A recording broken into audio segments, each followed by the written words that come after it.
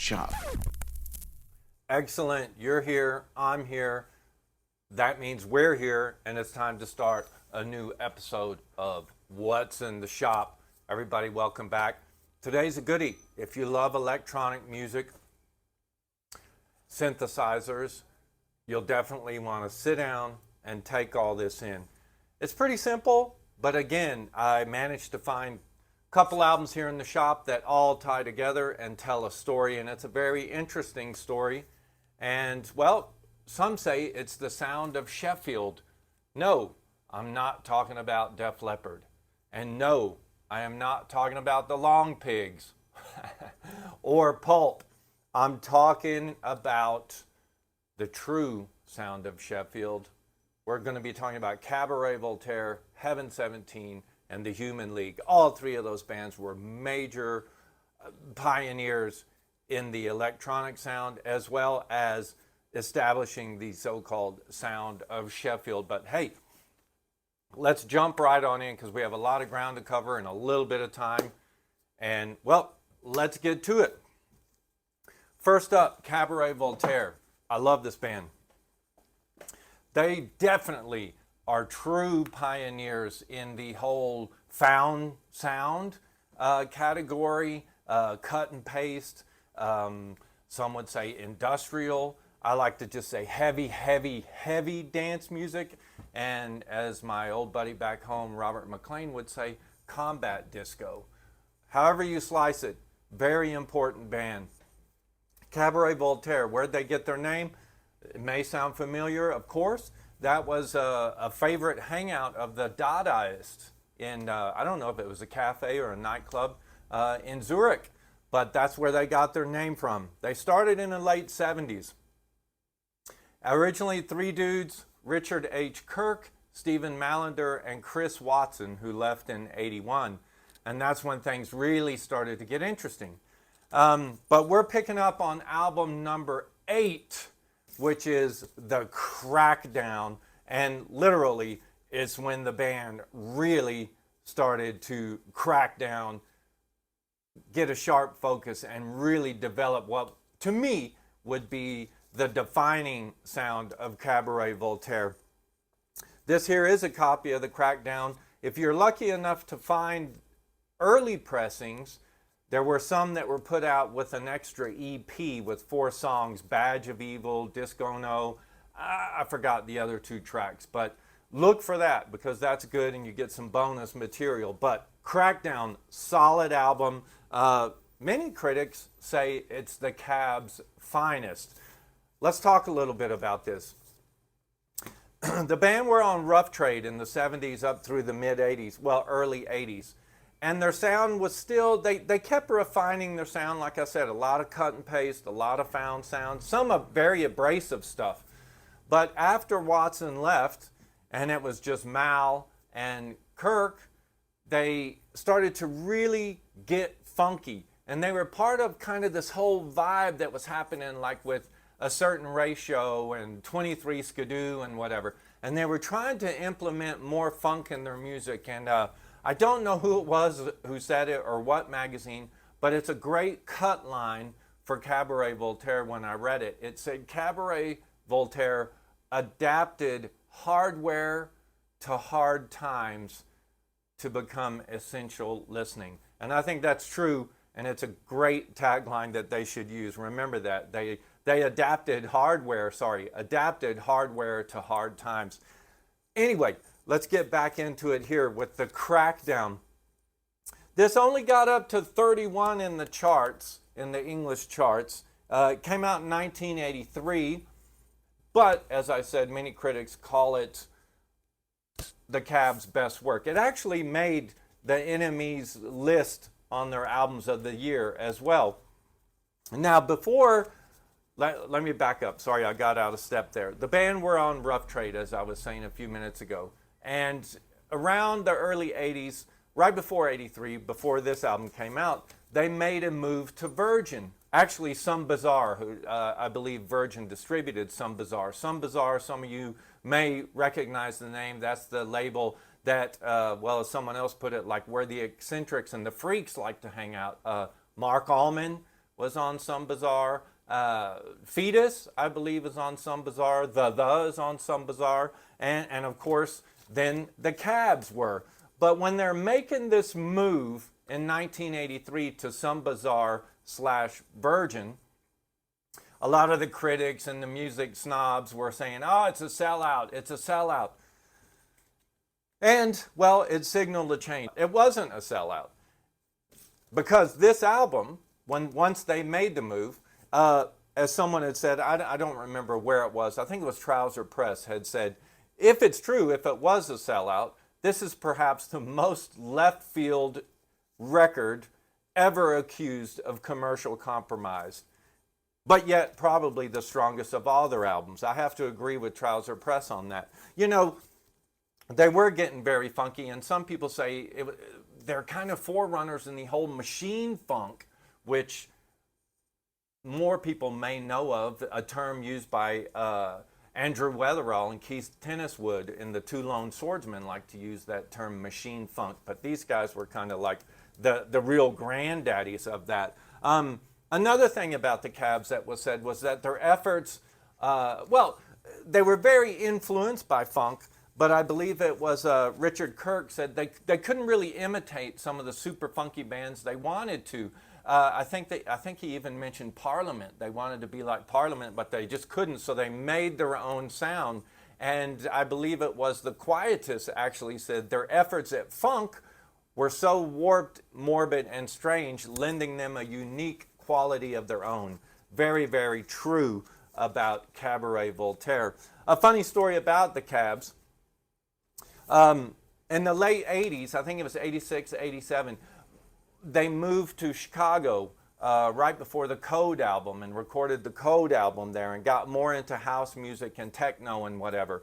And at their time there when they were recording, one of the studio engineers was really excited and talking to the band and compared Stephen Mallender, who's the singer for Cabaret Voltaire, said he sounded like Phil Collins.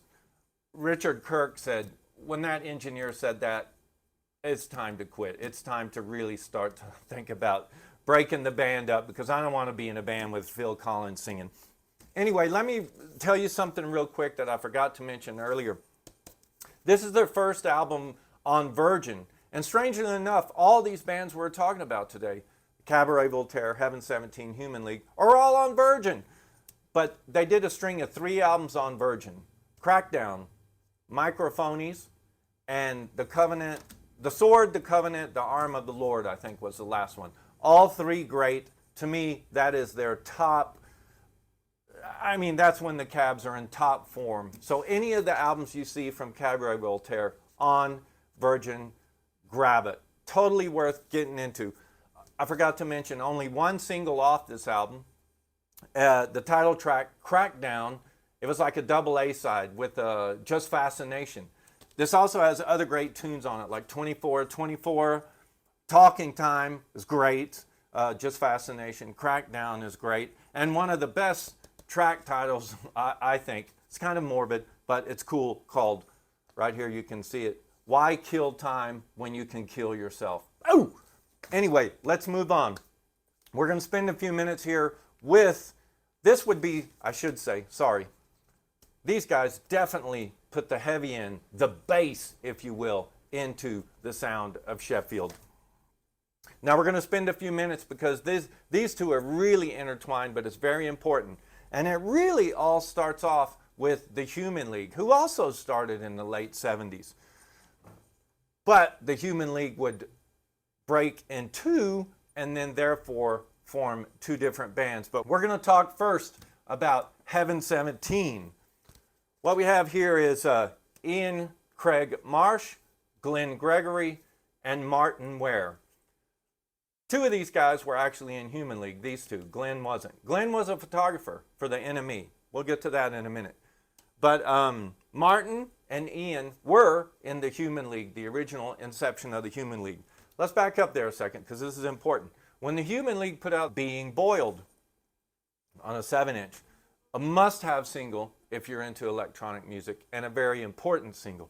Anyway, Bob Lass made the comment when that single came out, he didn't understand why the Human League couldn't be bigger than ABBA. Stay with me on that. We'll get to that in a minute. He had high hopes for the Human League. Anyway, Human League put out 2 albums in the early 80s. Or, yes, late 70s, early 80s. But in the early 80s, 80, 81, somewhere around there, the band split. Let's talk about that for a minute. Human League splits, forms 2 bands. Heaven 17, Human League. They're both kind of poor at the same time.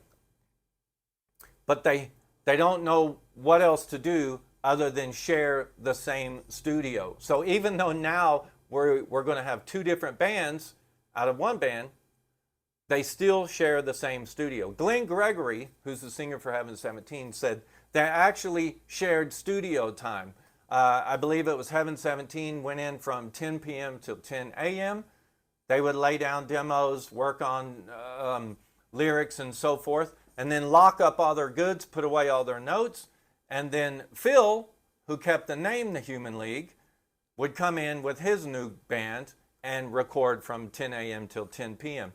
What's really interesting about that were both bands were working out of the same studio, and both bands recorded key albums that changed their careers out of that same studio. That's amazing, really and truly. But we'll get on to that in a minute. Let's talk about Heaven 17. Ian, right here, and Martin decided to go on their own, and they chose the name Heaven 17. Now, Heaven 17, for those of you who are interested, was a made-up band name in the book. It may have been in the movie, too, of A Clockwork Orange. That's where they got their name from. Strange thing to note, all 3 of their first albums have really shabby paintings. And long before hipsters came around, look at this. Ian is wearing this dock hand look. What is this? Garbage man dock hand look? I don't understand, but not a very good painting. None of their albums had good paintings. They were all crap paintings. But anyway, we're talking about Heaven 17, The Luxury Gap. Funny thing here. When the band broke up, they're in Sheffield. Glenn Gregory was in London. Glenn knew the band. In fact, Glenn had photographed the Human League for the cover of NME right before the Human League split, the Human League, the original Human League. And he was good friends with Ian and Martin. So anyway, Greg had a job to go up to Sheffield to photograph Joe Jackson in concert. So Glenn Gregory goes up to Sheffield, calls up Martin and says, "Hey dude, I'm in town. You want to get together and have a beer later?"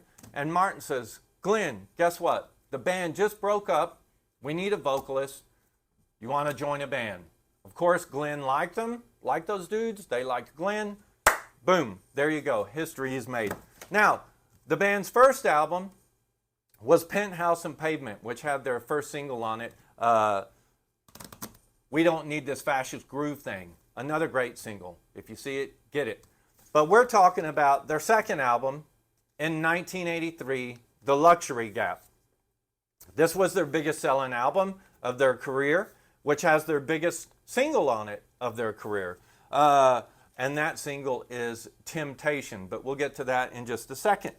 Actually, a handful of great songs on this album. Crushed by the Wheels of Industry. That was the last single off this album and would be their last top 20 hit for over 10 years. Who'll Stop the Rain? That's okay. Let Me Go. Awesome. To me, that's the best Heaven 17 track ever. And I believe it was Martin Ware said the same thing. He thought that was the ultimate Heaven 17 track.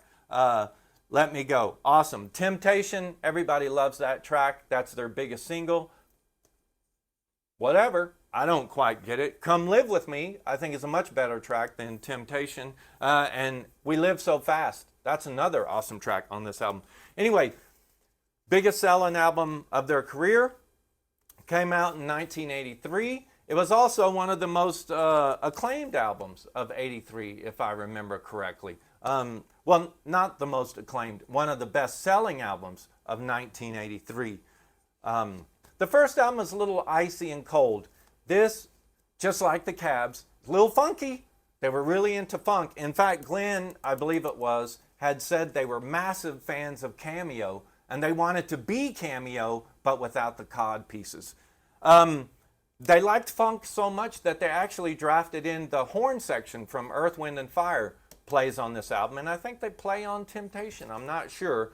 Like I said, I'm not a big fan of that tune, but I think they're on that. But they're definitely on this album. They had 4 singles, as I said, off of this. Let Me Go stalled right outside the top 40. Temptation got to number 2. I think the album got to number 2 on the charts as well. And funnily enough, I think Martin said they had never written a song about sex. And one morning he woke up and said, hey, I need to write a song about sex. And he wrote Temptation, became their biggest hit. Apt title as well, right? So anyway, they had Temptation. They had Come Live With Me, which I mentioned on here, which is a better track than Temptation. And Crushed by the Wheels of Industry were the singles that were released off that. The British music magazine #1 had a really nice thing to say about Heaven 17. It said, now their stylish sound is pure nourishment for the feet as well as for the heart and the head. That's a nice thing to say about that, isn't it? Let's move on, shall we, to the Human League, which was, these guys were the Human League too at one time. But now we're talking about the Human League that everybody knows and loves, right? I mean, a lot of us like the League, right? Okay, let's just backtrack here. When the Human League split, Phil Oakey kept the name. Funnily enough, the name is on loan, supposedly, with the condition that as the Human League carried on, they would pay a percentage of all the money they earned back to Ian and Martin in Heaven 17 for letting Phil keep the name. Now, Phil could have drafted in guys who knew how to play synthesizers like Ian and Martin, but he didn't. He decided to draft in some new guys and keep going forward. New guys and girls, I should say. So Phil Oakey, the singer, and Adrian Wright were the only original members. But then he drafted in Joe Callis, who was actually a guitar player for the Rosillos. And he had to learn how to play synth. Because Phil didn't want to have guitars and standard instruments in the band. He just wanted it all synthesized and so forth, as well as the Heaven 17 dudes. But when Phil was out one night at a nightclub, he saw not Joe Callis, what am I saying? He saw Suzanne Sully and Joanne Catherall and asked them if they wanted to be in a band. That caused a little bit of problems at first because they were still in school and their parents had to agree to let them join a band. And of course, he drafted in Ian Burden. That is the classic Human League lineup which changed the world. Let's get into why. This album, as I mentioned, if we go back to Heaven 17, like I told you, when the Human League split right after the Travelogue album, Heaven 17 and Human League shared the same studio to write their albums. Heaven 17 recorded their first album, which was a big, big deal, Penthouse and Pavement. And the Human League recorded this album, Dare. We all know this album cover, and we all know the song on this album that changed everything, Don't You Want Me? Let's talk a little bit about this now. This cover, actually. So look strangely familiar. It's got a glare on it because it's got this plastic still on it. It's based on the cover of, I believe it was an April edition in 1981 or 1980. Could have been 79. I don't know. Check right here on the screen. I'll post a picture of Vogue magazine. See how the lettering is like that? Now, Phil was impressed in this series for like springtime or summer, whenever it was, where they were using one word as a subtitle to kind of tell you what the issue was about. And one of them was Dare. Look at that. Made the name of the album. So they wanted it to look like a cover of Vogue. Now, one of the girls, I don't remember if it was Suzanne or who said it, if it was Joanne or Suzanne, said, were all the pictures cropped? It was really interesting. When they put the album out, they didn't want it to date very fast. They wanted it to be classic. And you got to remember, this is 1981. And one of the girls very observantly said, one of the quickest way you can tell if something is outdated is by the hairstyles. So they said, we don't want people to look at the album in a few years' time and go, that's the wrong hairstyle. That's like from 1981. So if you don't put anyone's hair on the cover, no one can tell that you have an out-of-date hairstyle. Pretty ingenious, actually, isn't it? Anyway, that's a little story about the cover and how it came to be for Dare. Some singles that came off of this.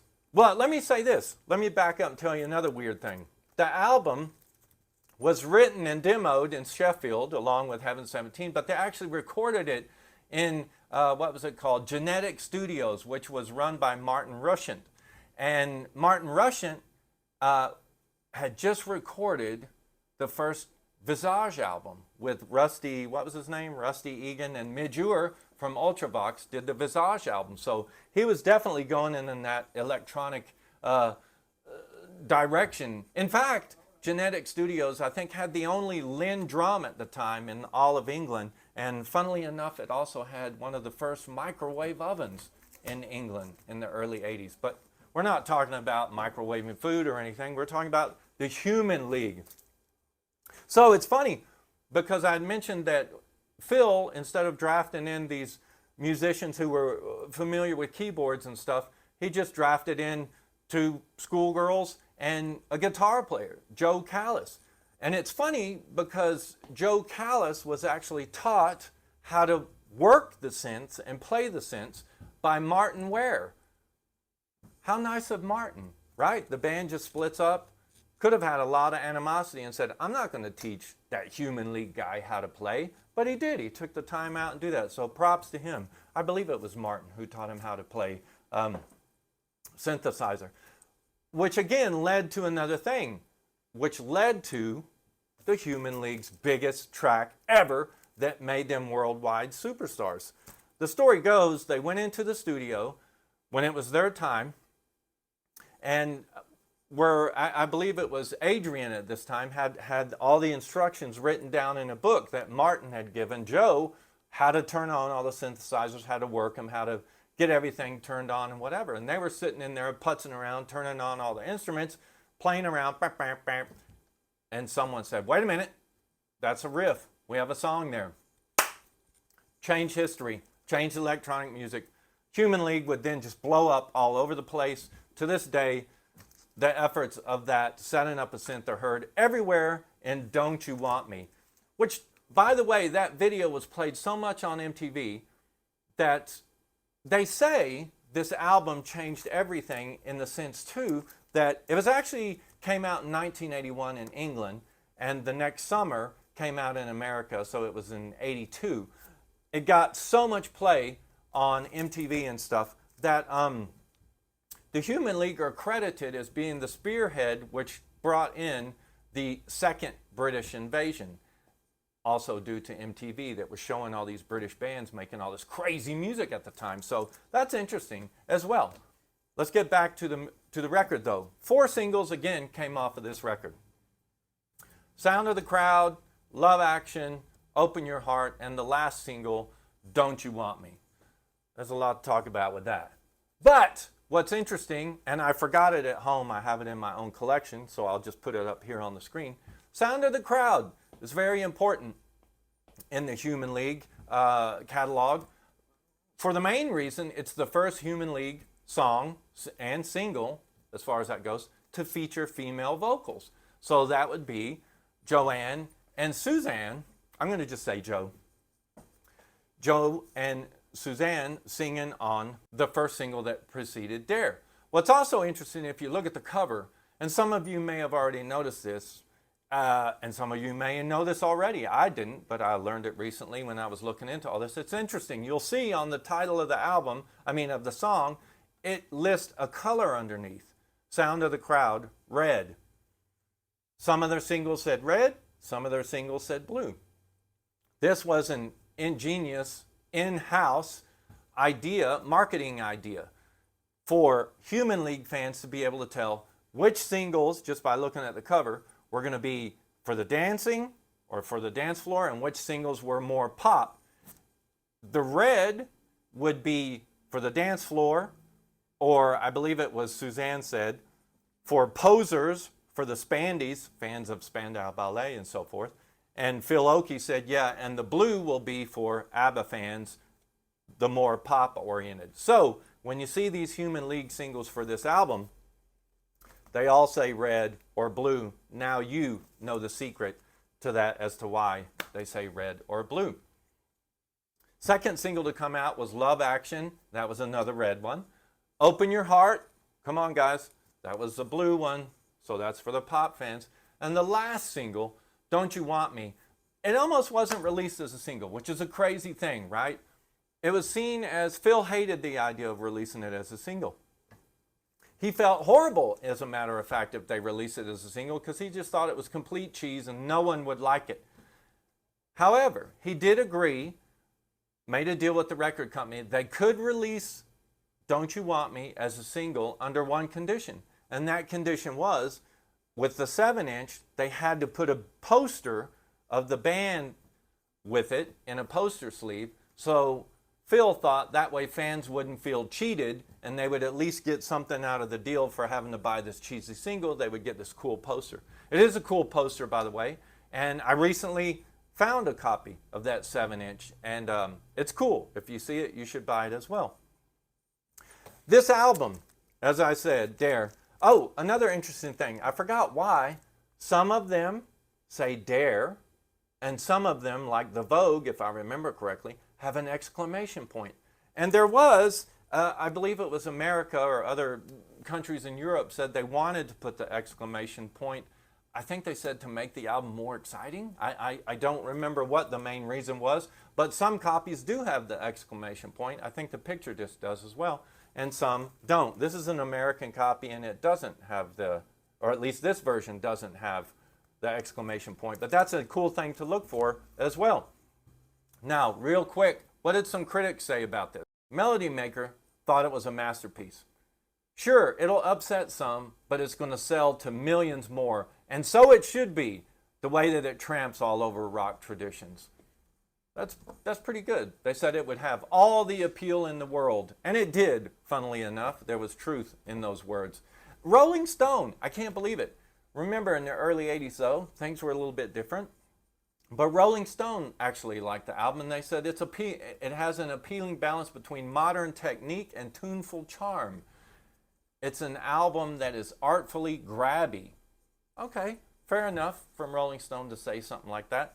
I do like what the NME had to say about this when this album came out.